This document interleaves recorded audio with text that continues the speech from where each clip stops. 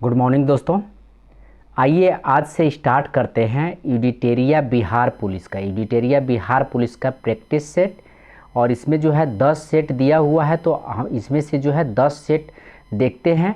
और हम लोग जो है हिंदी, विज्ञान, ठीक है, और सामान्य अध्ययन और अंग्रेजी को एक साथ देख लेंगे। और बाकी जो गणित का बचेगा तो इसको अलग से जो है वीडियो इसका बना देंगे।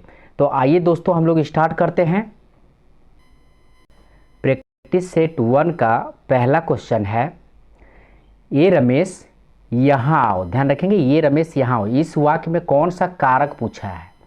तो ध्यान रखेंगे, कारक पूछा है तो संज्ञा या सर्वनाम का वह रूप जिससे किसी को बुलाने या पुकारने या बोलने का बोध होता है वह संबोधन कारक कहलाता है। ध्यान रखेंगे, संज्ञा या सर्वनाम का वह रूप जिससे किसी को बुलाने या पुकारने या बोलने का बोध होता है तो वह संबोधन कारक कहलाता है। तो यहाँ पे जो है बुलाने का जो है संबोधन हो रहा है, तो ये जो है संबोधन कारक है, ध्यान रखेंगे। नेक्स्ट है, और एक चीज़ ध्यान रखेंगे, संबोधन कारक में अरे, हे, अजी, ये आदि आता है तो ये जो है संबोधन कारक है। तू डाल में पात का क्या अर्थ है? तो इसका आंसर हो जाएगा चालाकी का जवाब चालाकी से देना। चालाकी का जवाब जो है चालाकी से देना। नेक्स्ट है, अपना उल्लू सीधा करना मुहावरे का सही अर्थ क्या है?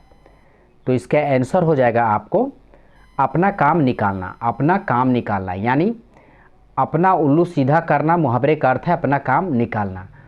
ध्यान रखेंगे।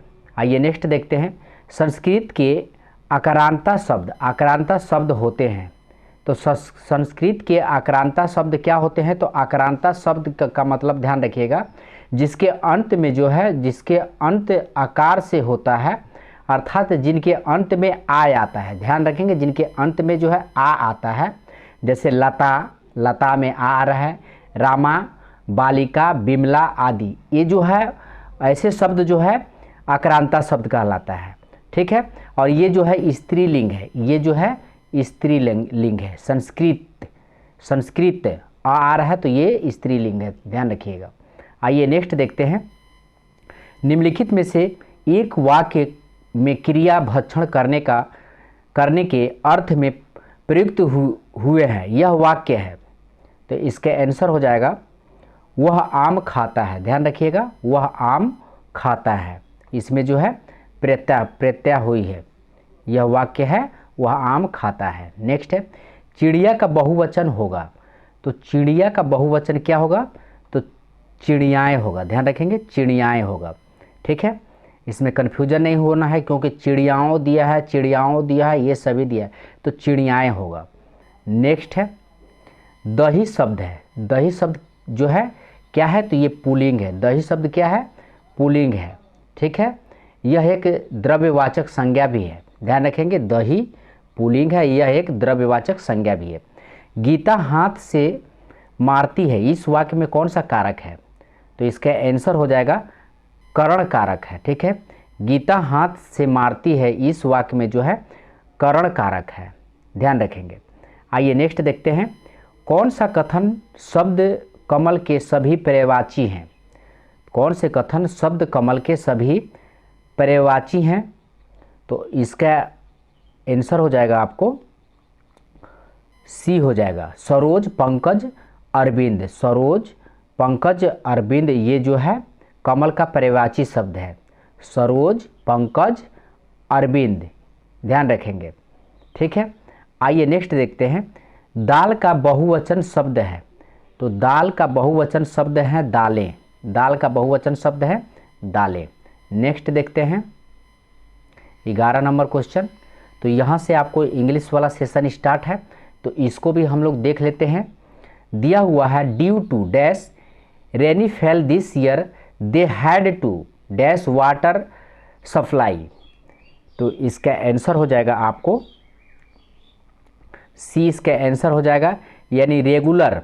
ठीक है, due to regular rainfall this year they had to be clamp water supply. ठीक है, आइए नेक्स्ट देखते हैं, यानी यहाँ पे जो है सेंटी का मतलब होगा कम, अल्प प्रभाव। ठीक है, प्रोवाइड का मतलब होगा प्रबंध करना, उपलब्ध करना। प्रोवाइड का मतलब क्या हो जाएगा, प्रबंध करना या उपलब्ध करना। आइए नेक्स्ट देखते हैं, find the wrongly spelled word. Find the wrongly spelled word, तो इसका आंसर हो जाएगा आपको गैटी। गैटी इसका आंसर हो जाएगा, ठीक है।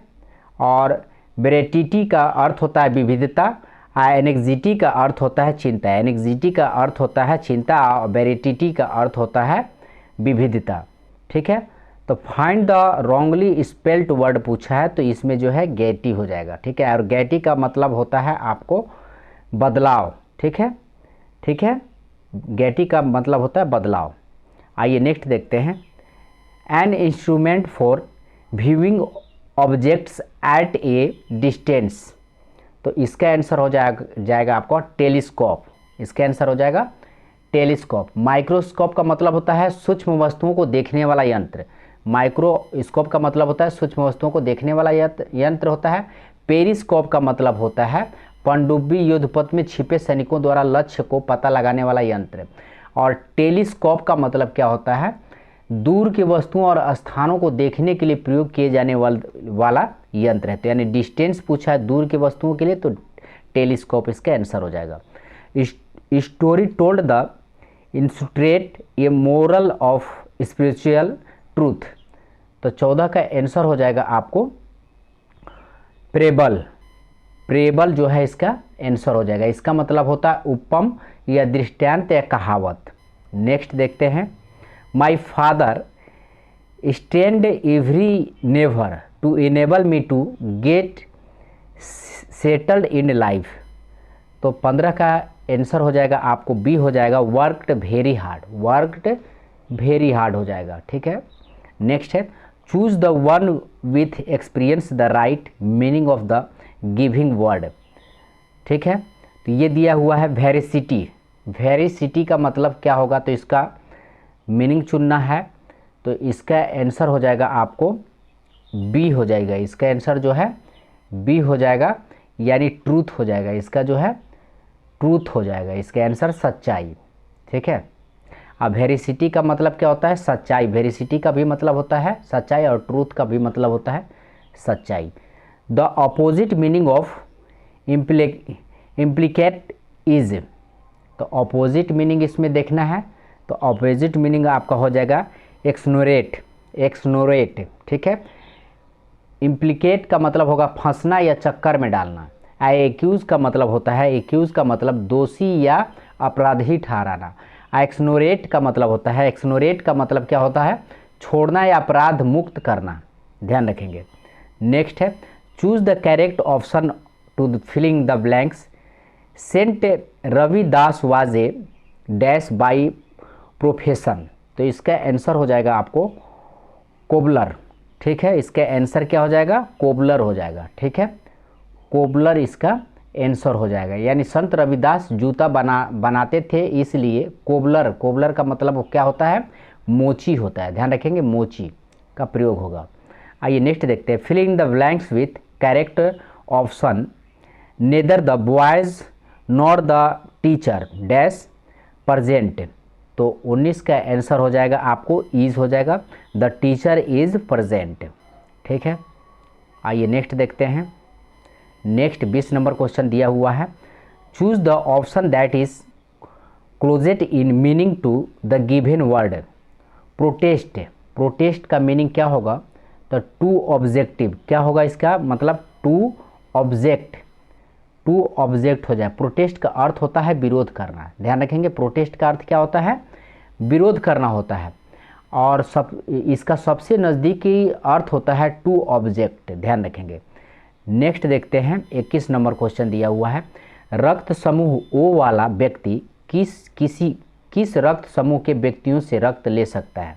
ध्यान रखेंगे, रक्त समूह ओ वाला व्यक्ति किस रक्त समूह के व्यक्तियों से जो है रक्त ले सकता है, तो इसका आंसर हो जाएगा केवल ओ वाले व्यक्तियों से ही ये जो है रक्त ले सकता है, ठीक है। केवल ए वाले व्यक्तियों से ही रक्त ले सकता है। केवल रक्त समूह ए में जो है प्लाज्मा एंटीबॉडी और एंटीबॉडी के साथ लाल रक्त कोशिकाओं में एंटीजन होता है।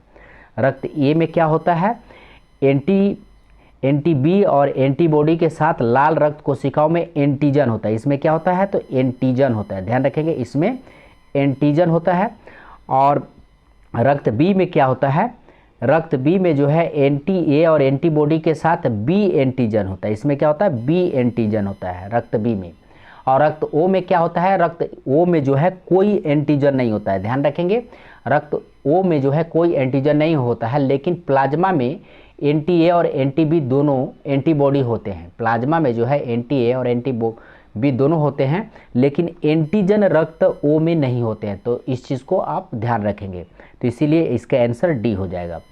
पानी की अस्थायी कठोरता को दूर करने के लिए कौन सी विधि का प्रयोग नहीं किया जा सकता है, पूछा है। तो कौन सी विधि का प्रयोग नहीं किया जा सकता है? तो इसका आंसर हो जाएगा आपको उबालना। उबालना विधि का प्रयोग नहीं किया जा सकता है। नेक्स्ट है, प्रिज्म में प्रकाश के विभिन्न रंगों के बिखराव को क्या कहा जाता है? तो प्रिज्म में विभिन्न रंगों के बिखराव को क्या कहा जा सकता है? 22 नंबर क्वेश्चन, 23 नंबर क्वेश्चन है।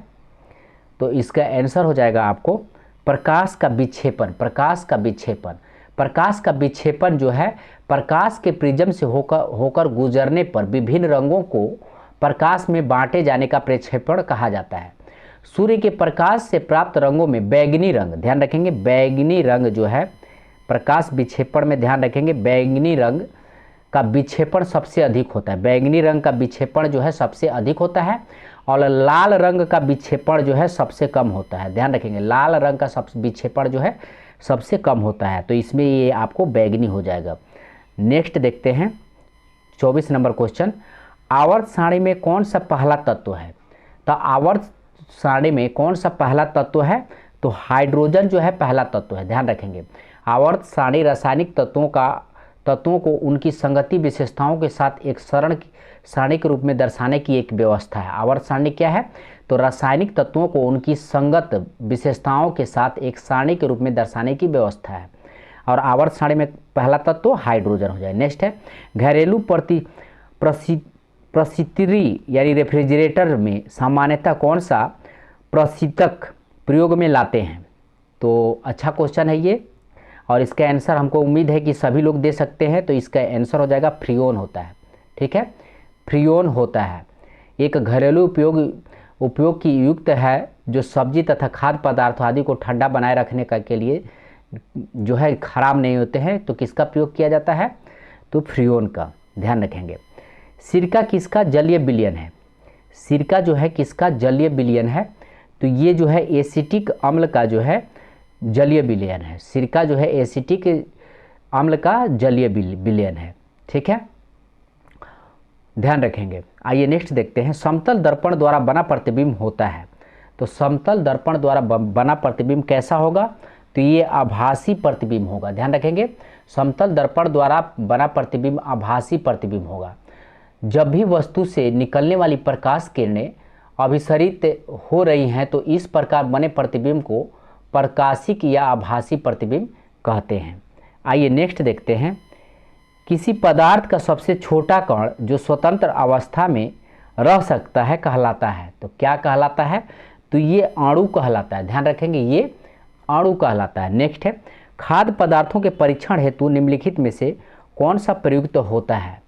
तो इसमें जो है बेंजोइक अम्ल, इसका आंसर हो जाएगा बेंजोइक अम्ल का प्रयोग किया जाता है। खाद्य पदार्थों का परीक्षण हेतु जो है बेंजोइक अम्ल का प्रयोग किया जाता है। तो ध्यान रखेंगे, बेंजोइक एसिड एक कार्बनिक यौगिक है जिसका रासायनिक सूत्र होता है, ध्यान रखेंगे, C6 होता है, उसके बाद आपको H5 होता है और COOH होता है, ठीक है। आइए नेक्स्ट देखते हैं, सापेक्षा आर्द्रता मापी जाती है। तो सापेक्षा आर्द्रता कहाँ मापी जाती है?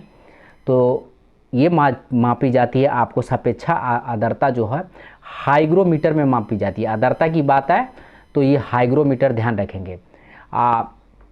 हाइड्रोमीटर क्या होता है? हाइड्रोमीटर है, ठीक है, हाइग्रोमीटर इसका आंसर हो जाएगा। सॉरी, इसका आंसर जो है आपको हाइग्रोमीटर हो जाएगा, ये हाइग्रोमीटर है।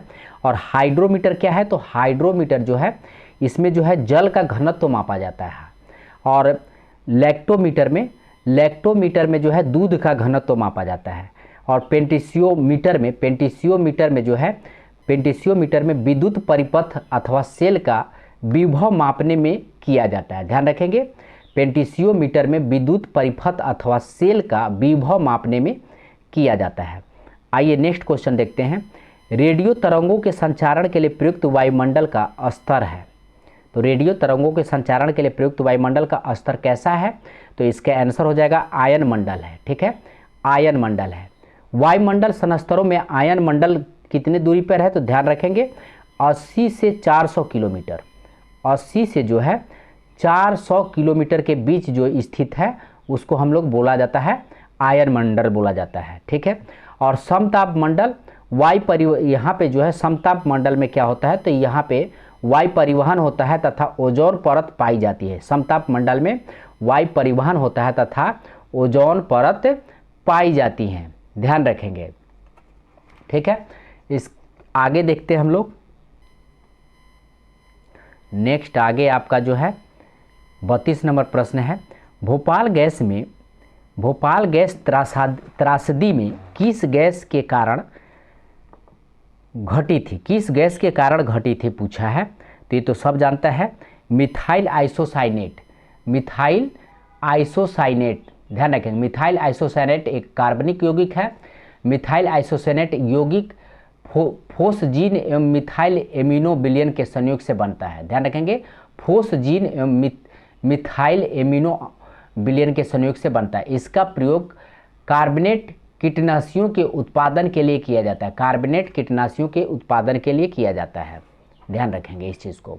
ठीक है, नेक्स्ट है छोटी माता या चिकन पॉक्स पैदा की जाती है। किससे पैदा की जाती है? तो इसका आंसर हो जाएगा बेरियोला विषाणु द्वारा। बेरियोला विषाणु द्वारा जो है ये पैदा होते हैं। ध्यान रखेंगे। नेक्स्ट है 34 नंबर, टीकाकरण द्वारा निम्नलिखित में से किसको नियंत्रित नहीं किया जा सकता है? तो चेचक का टीकाकरण होता है, पोलियो का भी टीकाकरण होता है।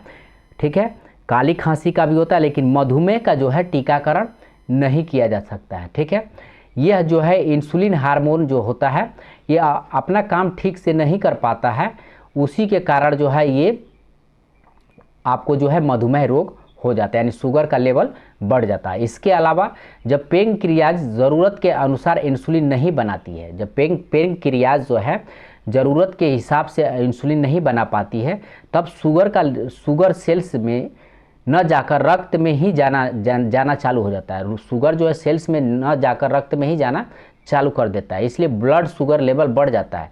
इसे ही हाइपरग्लाइमेमिया कहा जाता है। हाइपरग्लाइमेमिया कहा जाता है जब रक्त में ग्लूकोज की मात्रा बढ़ जाता है। नेक्स्ट है मिनी माता रोग किसके द्वारा पानी को प्रदूषण में फैलाता है? तो मिनी माता पूछा है, तो इसका आंसर हो जाएगा पराद। ठीक है, मिनी माता रोग जिसे कभी कभी चीसो मिनी माता रोग के रूप में भी जाना जाता है। चीसो मिनी माता के रोग के रूप में ही जाना जाता है। और यह एक जो है यह न्यूरोलॉजिकल सिंड्रोम है। कैसा है? तो न्यूरोलॉजिकल सिंड्रोम है, यानी हमारे तंत्रिका तंत्र के सिंड्रोम को प्रभावित करता है। ठीक है, जो गंभीर पारा विषाक्तता के कारण होता है, जो गंभीर पारा विषाक्तता के कारण होता है। आइए नेक्स्ट देखते हैं। दांत और हड्डियां किससे मजबूती और दृढ़ता प्राप्त करती हैं?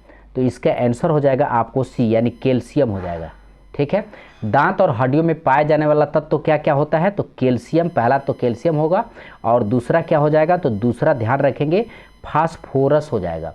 ठीक है, फास्फोरस हो जाएगा। ठीक है, फास्फोरस हो जाएगा। आइए नेक्स्ट देखते हैं। लॉर्ड माउंटबेटन ने किसे वन मैन बाउंड्री फोर्स कहा है? ध्यान रखेंगे, कर संबोधित किया है। तो इसका आंसर हो जाएगा महात्मा गांधी को कहा है। 26 अगस्त 1947 को ब्रिटिश भारत का अंतिम वायसराय और स्वतंत्र भारत के पहले गवर्नर जनरल कौन था? तो लॉर्ड माउंटबेटन। ध्यान रखेंगे, भारत के अंतिम वायसराय और स्वतंत्र भारत के पहले गवर्नर जनरल कौन था? तो लॉर्ड माउंटबेटन थे। लॉर्ड माउंटबेटन थे ने गांधी जी को एक पत्र भेजा जिसमें कहा, मेरे प्रिय गांधी जी, पंजाब में हमारे पास 55,000 सैनिक हैं और बड़े पैमाने पर दंगे हो रहे हैं, जबकि बंगाल में हमारी सेना एक आदमी यानी गांधी जी के साथ है और कोई दंगा नहीं हुआ। एक सेवारत अधिकारी के साथ साथ एक प्रशासक के रूप में मुझे वन मैन बाउंड्री फोर्स को अपनी श्रद्धांजलि अर्पित करने की अनुमति दीजिए। तो ये जो है लॉर्ड माउंटबेटन जो है ये गांधी जी को पत्र में लिखा था और बोला था उनको one man boundary force. Next है, कब बोला था? तो 26 अगस्त 1947 को। निम्नलिखित में से कौन सा जयमंडल अगर राज्य सही सम्मिलित नहीं है पूछा है। जयमंडल आगार राज्य, ठीक है, आगार राज्य दिया है, तो इसको देख लेते हैं। तो इसका आंसर हो जाएगा आपको देहांग। देहांग जो है दिबांग में दिया है। देहांग दिबांग ये जो है ये अरुणाचल प्रदेश में सियांग और दिबांग घाटी के हिस्से में स्थित है। देहांग दिबांग जो है ये अरुणाचल प्रदेश में सियोंग और दिबांग घाटी में स्थित है। बाकी जो है आपका सही है। कंचनजंगा कहाँ है? तो सिक्किम में है। कोल्ड डेजर्ट कहाँ है? तो हिमाचल प्रदेश में है। और शेषाचलम कहाँ है? तो आंध्र प्रदेश में है। और ये इसमें इसका आंसर ये हो जाएगा, ये गलत है, उत्तराखंड में नहीं है, ये कहाँ है? तो अरुणाचल प्रदेश में। देहांग दिबांग अरुणाचल प्रदेश में, ठीक है, और इन्हें ही दिबांग घाटी के हिस्से में स्थित कहा जाता है। आइए नेक्स्ट देखते हैं। निम्नलिखित नाभिक के संयंत्रों को उनके स्थान पर 7 सम्मिलित कीजिए और नीचे दिए गए कूटों में से सही उत्तर जो है दीजिए पूछा है। 39 नंबर क्वेश्चन। तो सही इसका आंसर हमें कूट के हिसाब से चुनना है, तो आप देख लें यहाँ पे कौन किसका क्या होगा। तो कल्पक्कम कौन सा राज्य में है? तो कल्पक्कम जो है आपको तमिलनाडु में है। ध्यान रखें कल्पक्कम कहाँ है? तो तमिलनाडु में है। नरौरा कहाँ है? तो नरौरा ये उत्तर प्रदेश में पड़ेगा। नरौरा कहाँ है? तो उत्तर प्रदेश में, ठीक है, परमाणु केंद्र है। ध्यान रखेंगे, ये इंपॉर्टेंट है, इसमें से कुछ न कुछ क्वेश्चन पूछता है। तारापुर, तारापुर कहाँ है? तो तारापुर महाराष्ट्र में। तारापुर कहाँ है? तो महाराष्ट्र में है। काकरापारा कहाँ है? तो गुजरात में है। एक बार और देख लें, कल्पक्कम तमिलनाडु में है, नरौरा जो है उत्तर प्रदेश में है, तारापुर महाराष्ट्र में है, और काकरापारा जो है ये गुजरात में है, ठीक है। तो आप देख सकते हैं। भारत के महान्यायवादी की नियुक्ति कौन करता है? Very very important question. महान्यायवादी की नियुक्ति कौन करता है? 40 नंबर क्वेश्चन। तो ध्यान रखेंगे, ये करते हैं कौन? भारत के राष्ट्रपति करते हैं, ठीक है। ये जो है भारत सरकार का सबसे विधि अधिकारी भी इसे ही कहा जाता है। अब भारत का न्यायवादी न तो संसद का सदस्य होता है और न मंत्रिमंडल का सदस्य होता है, लेकिन वह किसी भी सदन में बोल सकता है। ये भी ध्यान रखेंगे, वो किसी भी सदन में, यानी लोकसभा हो या राज्यसभा, दोनों में ही यह बोल सकता है, लेकिन सदस्य नहीं होता है, न इसको मत देने का अधिकार होता है। तो इसमें भी इस चीज़ को ध्यान रखेंगे। और इसकी नियुक्ति कौन करता है? तो राष्ट्रपति करता है, ठीक है। आइए नेक्स्ट देखते हैं। ध्यानचंद्र किस खेल से संबंधित खिलाड़ी रहे हैं? ध्यानचंद्र किस खेल से संबंधित खिलाड़ी रहे हैं? तो इसका आंसर हो जाएगा ये हॉकी से संबंधित खिलाड़ी रहे हैं। मेजर ध्यानचंद्र सिंह जो है 29 अगस्त, ठीक है, 29 अगस्त 1905 में से 3 दिसंबर 1969 तक इन्होंने खेला था हॉकी।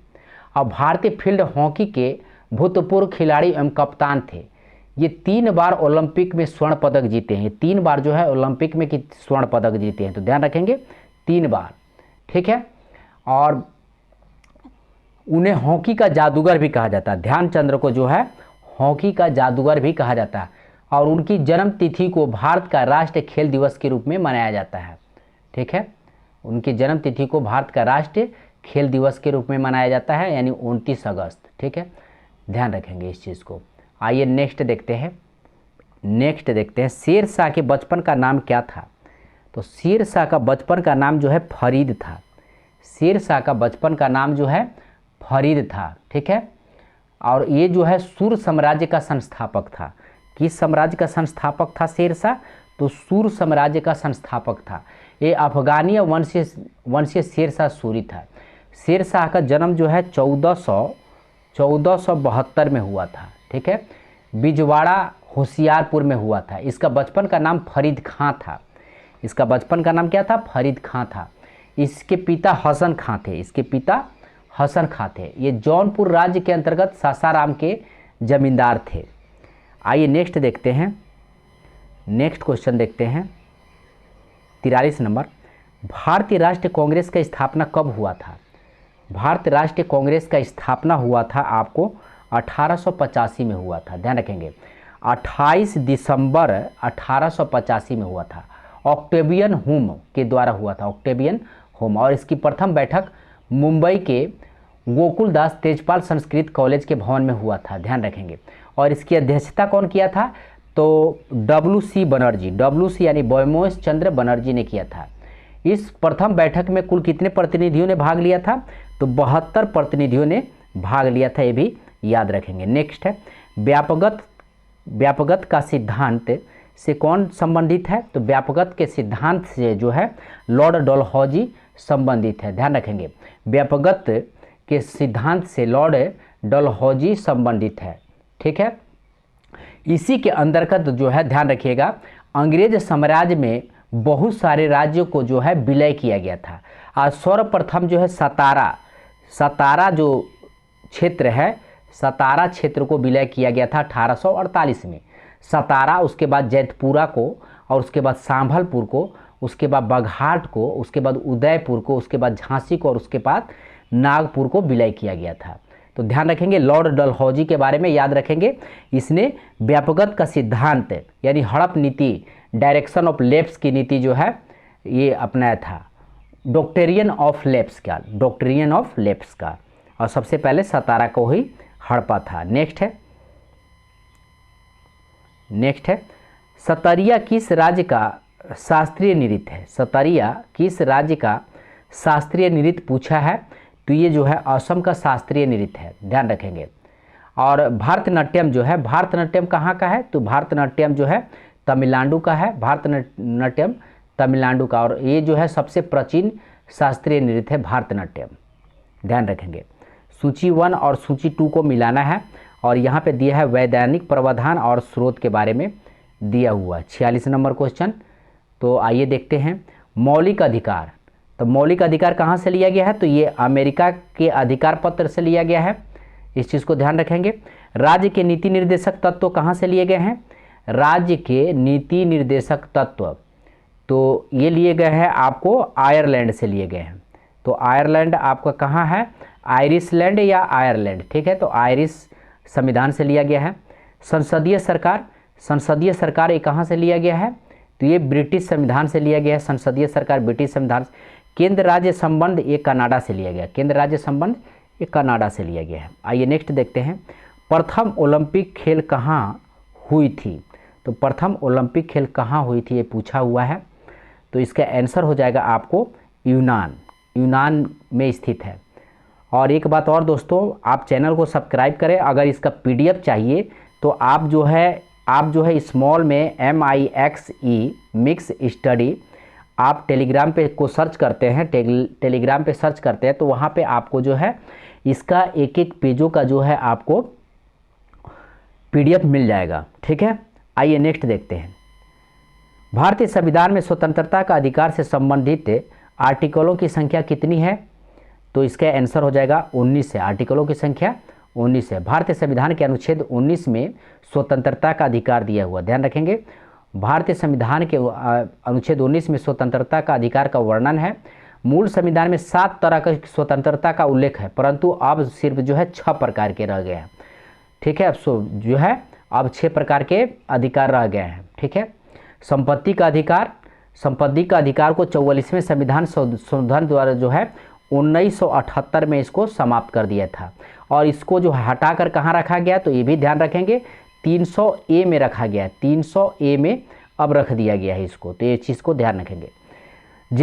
जिलेपाला दर्रा स्थित है, तो जिलेपला दर्रा कहाँ स्थित है? तो ये स्थित है आपको सिक्किम में स्थित है, जिलेपला दर्रा, ठीक है। एवं नाथुला दर्रा सिक्किम स्थित है। जिलेपला दर्रा या नाथुला दर्रा भी है, नाथुला दर्रा ये जो है सिक्किम में स्थित है। आइए नेक्स्ट देखते हैं, प्रायद्वीपीय भारत की सबसे लंबी नदी, प्रायद्वीपीय भारत। तो सबसे पहले जान ले प्रायद्वीपीय भारत किसे कहा जाता है? तो प्रायद्वीपीय भारत जो 3 तरह से समुद्र से घिरा हो, यानी हमारे भारत के नीचे वाला जो स्रोत है, ठीक है, ये इधर अरब सागर, इधर हिंद महासागर और इधर बंगाल की खाड़ी, इसको क्या बोला जाता है? प्रायद्वीपीय भारत। तो आप कंफ्यूज मत होइएगा, प्रायद्वीपीय भारत और द्वीप उसको बोलते हैं जो चारों तरफ से जो है समुद्र से घिरा हो, ठीक है। तो इसका आंसर कौन सा हो जाएगा, तो सभी लोग जानते हैं इसका आंसर हो जाएगा गोदावरी नदी जो है सबसे लंबी है। कोलिमा ज्वालामुखी स्थित है, तो कोलिमा ज्वालामुखी कहाँ स्थित है, तो इसका आपको आंसर हो जाएगा मेक्सिको। कोलिमा ज्वालामुखी जो है मेक्सिको में स्थित है, कोलिमा ज्वालामुखी मेक्सिको में। और अकोकागुआ जो है ये कहाँ स्थित है, तो अर्जेंटीना में अकोकागुआ जो है। किलावी जो है हवाई द्वीप में स्थित है, किलावी जो है हवाई द्वीप में, इसको ध्यान रखेंगे। किलावी जो है ये हवाई द्वीप में यूएसए, हवाई द्वीप यूएसए में स्थित है। नेक्स्ट है स्वत्व गुण धर्म को न्यायशीलता का सिद्धांत किसने दिया है, स्वत्व की न्यायशीलता का सिद्धांत किसने दिया है, 52 नंबर क्वेश्चन। तो इसका आंसर हो जाएगा आपको महात्मा गांधी ने दिया है, ध्यान रखेंगे। गांधी जी का ट्रस्टीशिप सिद्धांत में गांधी जी का के 4 प्रमुख आयाम हैं, सत्य, अहिंसा, स्वावलंबन और न्यायशीलता। ध्यान रखेंगे क्या क्या है, तो सत्य है, अहिंसा है और स्वावलंबन है, यानी स्वावलंबन दूसरे के ऊपर आश्रित नहीं रहना, स्वावलंबन का मतलब दूसरे के ऊपर आश्रित नहीं रहना। और न्यायशीलता, न्यायशीलता में न्यायशीलता ट्रस्टीशिप है, ठीक है, ट्रस्टीशिप है, ध्यान रखेंगे। न्यायशीलता का सिद्धांत आज भी प्रासंगिक और क्रांतिकारी आर्थिक सिद्धांत है। आइए नेक्स्ट देखते हैं, जापान की करेंसी क्या है, तो जापान की करेंसी पूछा है, तो जापान की करेंसी येन है। नेक्स्ट है हड़प्पा सभ्यता के किस स्थल से उन्नत जल प्रबंधन व्यवस्था का साक्ष्य प्राप्त है, तो इसका आंसर हो जाएगा आपको धौलावीर, ठीक है, धौलावीर से जो है उन्नत जल प्रबंधन व्यवस्था का साक्ष्य प्राप्त है। यहाँ से 10 चिन्ह वाला बड़ा अभिलेख मिट्टी का कंघा तथा स्टेडियम के भी साक्ष्य प्राप्त है, कंघा तथा स्टेडियम के भी साक्ष्य प्राप्त है। आइए नेक्स्ट देखते हैं, नेक्स्ट है 55 नंबर क्वेश्चन है, नियंत्रक एवं महालेख परीक्षक कैग अपनी लेखा परीक्षण रिपोर्ट निम्न में से किसे सौंपते हैं, तो 55 नंबर क्वेश्चन है, तो ये राष्ट्रपति को सौंपते हैं, ध्यान रखेंगे। नियंत्रक एवं महालेख परीक्षक अपनी लेखा परीक्षक रिपोर्ट राष्ट्रपति को सौंपते हैं। नेक्स्ट है भारतीय उपमहाद्वीप के अंतर्गत कुल कितने देश आते हैं, ये पूछा है, तो ध्यान रखेंगे ये जो है 7 देश आते हैं। भारतीय उपमहाद्वीप के अंतर्गत कुल कितने देश आते हैं, तो 7 देश आते हैं, ध्यान रखेंगे। भारतीय उपमहाद्वीप के अंतर्गत कुल 5 देश आते हैं जो निम्नलिखित है, ठीक है, तो भारत, बांग्लादेश, भूटान, नेपाल, पाकिस्तान, श्रीलंका एवं मालदीव, 7 आते हैं, ठीक है। कौन कौन आते हैं, तो भारत हो गया, बांग्लादेश हो गया, भूटान हो गया, नेपाल हो गया, पाकिस्तान हो गया, श्रीलंका हो गया और मालदीव हो गया, ठीक है, उपमहाद्वीप के अंतर्गत आते हैं। नेक्स्ट है बिस्मिल्लाह खां का संबंध किस वाद्य यंत्र से है, तो बिस्मिल्लाह खां का जो है शहनाई से है, शहनाई से है, ठीक है।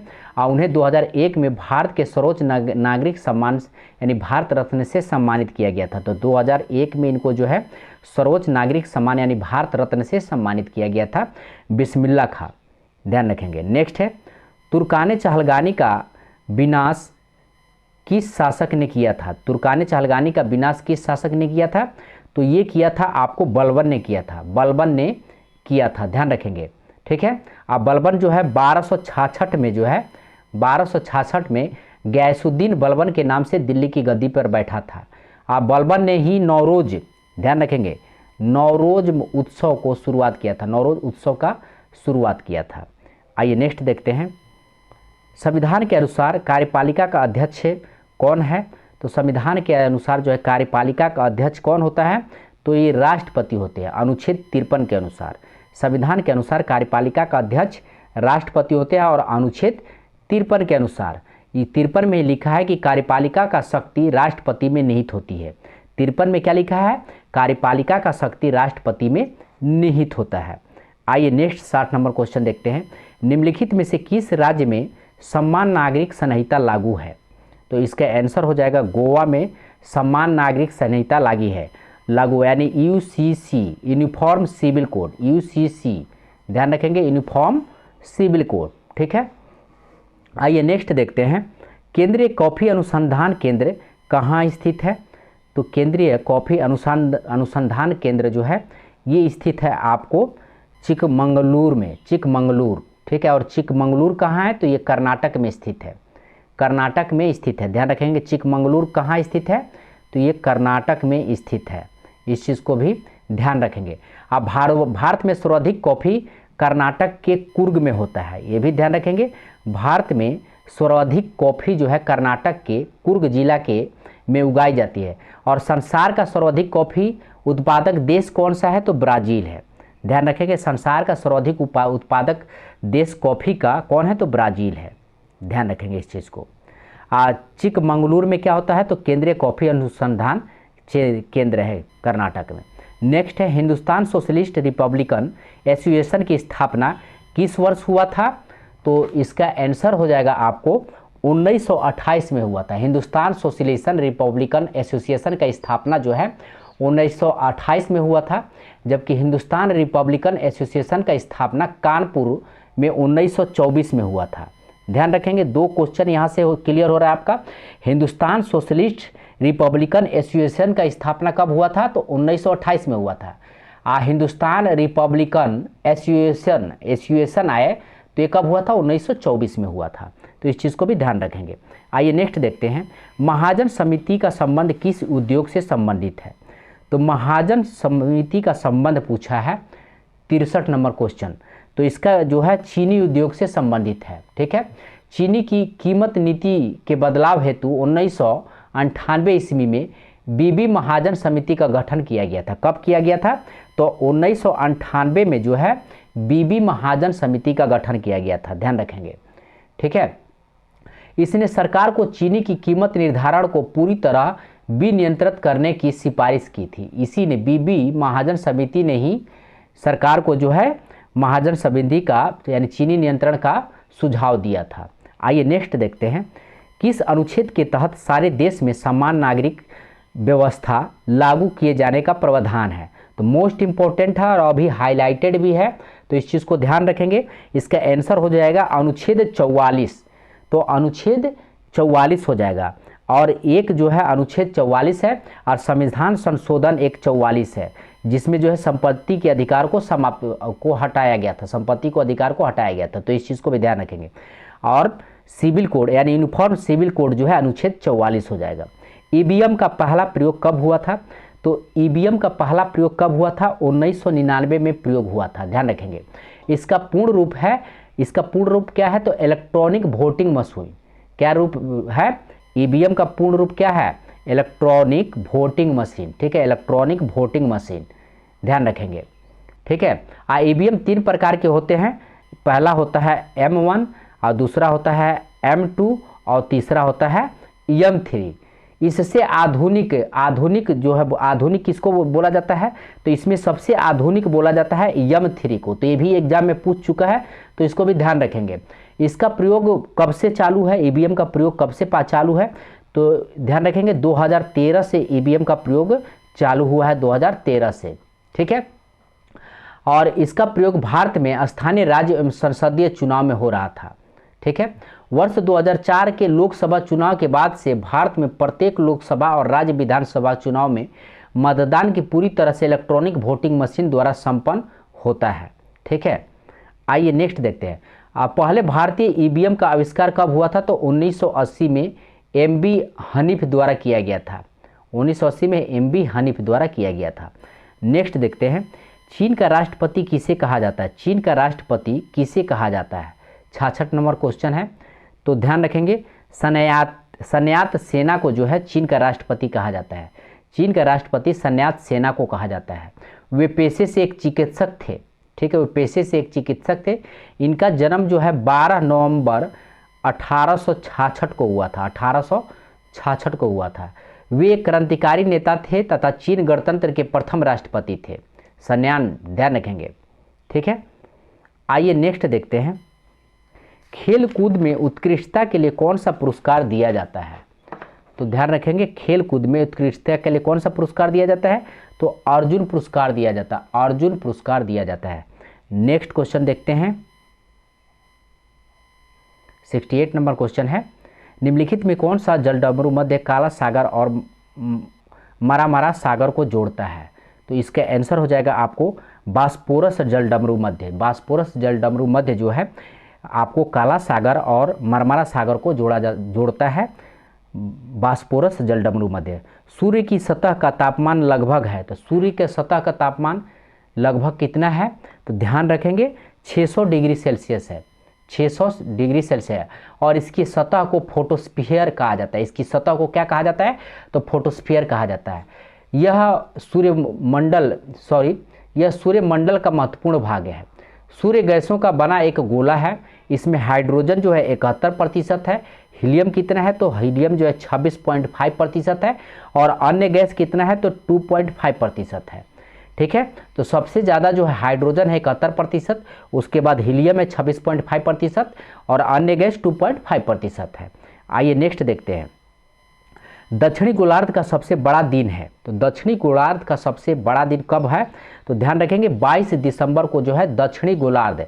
ठीक है, दक्षिणी गोलार्ध कौन है, तो ये दक्षिणी गोलार्ध हो गया, यह दक्षिणी पोल कहा जाता है। ठीक है, तो 22 दिसंबर को जो है सबसे बड़ा दिन होता है, इसमें ध्यान रखेंगे। इस दिन मकर रेखा पर सूर्य का सीधा किरणें पड़ता है। इस दिन क्या होता है, तो मकर रेखा कौन है, ये मकर रेखा पे जो है सूर्य की किरणें सीधा पड़ता है, क्योंकि दक्षिणी ध्रुव उसकी ओर झुका है। ठीक है, आइए नेक्स्ट देखते हैं। विश्व मौसम विज्ञान संगठन की पहली महिला महासचिव किसे नियुक्त किया गया है, तो ध्यान रखेंगे इसका आंसर हो जाएगा आपको सेलेस्टे सॉलो। विश्व मौसम विज्ञान की पहली महिला सचिव कौन है, सेलेस्टे सॉलो को नियुक्त किया गया है, सेलेस्टे सॉलो को नियुक्त किया गया है।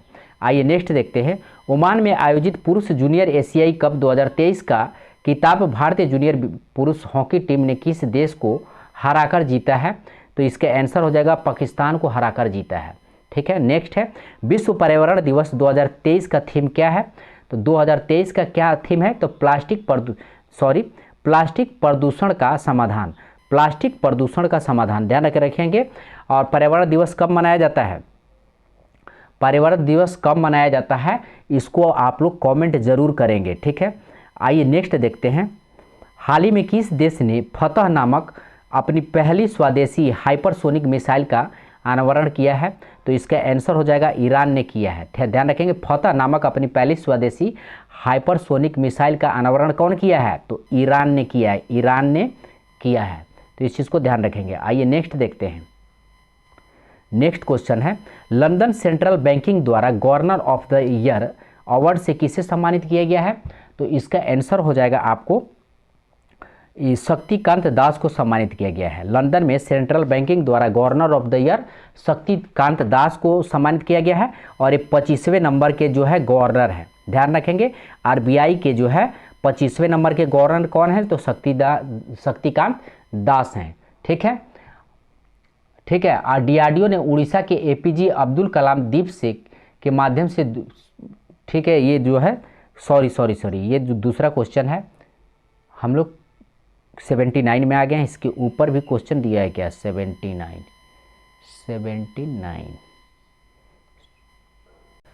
तो यहाँ पे कुछ क्वेश्चन छूट रहे थे, तो इसको हमने देख लिया। थोड़ा सा इस चीज़ को ध्यान रखें। 75 नंबर क्वेश्चन देखिए, क्योंकि अभी हम लोगों ने 74 नंबर क्वेश्चन किया, यानी फतह पहले स्वदेशी हाइपरसोनिक ईरान ने लॉन्च किया है। 75 नंबर क्वेश्चन आ जाइए। 75 नंबर दिया है डीआरडीओ ने उड़ीसा के एपीजे अब्दुल कलाम द्वीप से मध्यम दूरी का बैलिस्टिक मिसाइल अग्नि-1 का सफल परीक्षण किया है। यह किस प्रकार का मिसाइल है, तो ध्यान रखेंगे सतह से सतह मार करना। और ये डीआरडीओ ने उड़ीसा के अब्दुल कलाम द्वीप के माध्यम से जो है ये परीक्षण किया है। ठीक है, इसे बैलिस्टिक मिसाइल अग्नि-1 कहा जाता है। अग्नि-1 का सफल परीक्षण किया है। यह सतह से सतह का मिसाइल है। नेक्स्ट है हाल ही में भारत के प्रधानमंत्री नरेंद्र मोदी एवं किस देश के प्रधानमंत्री ने संयुक्त रूप से मोतिहारी अमलेखगंज तेल पाइपलाइन के फेज 2 का शिलान्यास किया है।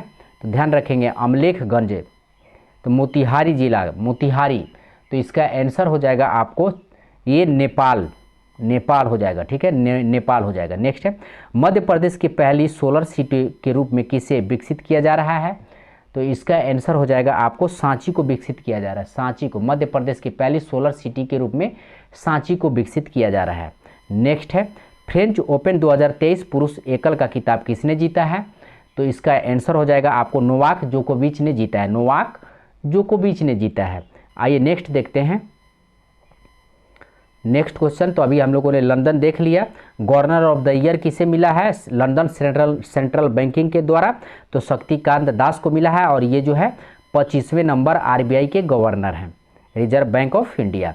नेक्स्ट है मिस वर्ल्ड ऑर्गेनाइजेशन ने 2023 में होने वाले 71वें मिस वर्ल्ड पेजेंट की मेजबानी के लिए किस देश को चुना है? तो 80 नंबर क्वेश्चन है। तो ये भारत को चुना है, भारत को चुना है। नेक्स्ट है निम्नलिखित में से किस प्रेस को वर्ष 2021 में गांधी शक्ति पुरस्कार से सम्मानित किया गया है? तो ये गीता प्रेस को सम्मानित किया गया है। गीता प्रेस को वर्ष 2021 में गांधी शांति पुरस्कार से सम्मानित किया गया है, तो इस चीज़ को ध्यान रखेंगे। नेक्स्ट है किस राज्य सरकार ने नंद बाबा दुग्ध मिशन योजना शुरू की है? तो इसका आंसर हो जाएगा आपको उत्तर प्रदेश। ठीक है, ध्यान रखेंगे, उत्तर प्रदेश सरकार ने नंद बाबा दुग्ध मिशन योजना शुरू किया है। और यहाँ से आपको जो है मैथ का सेशन स्टार्ट हो जाता है, तो आप यहाँ पे मैथ का हम लोग जो है एक साथ अलग वीडियो में इसको देख लेंगे दोस्तों।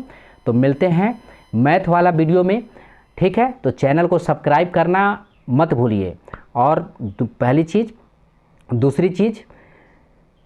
दूसरी चीज़ मेहनत जम के करिए, आप पूरे जो है 24 घंटा का यूज़ कर लीजिए, ठीक है। तो मिलते हैं दोस्तों अगले वीडियो में, धन्यवाद।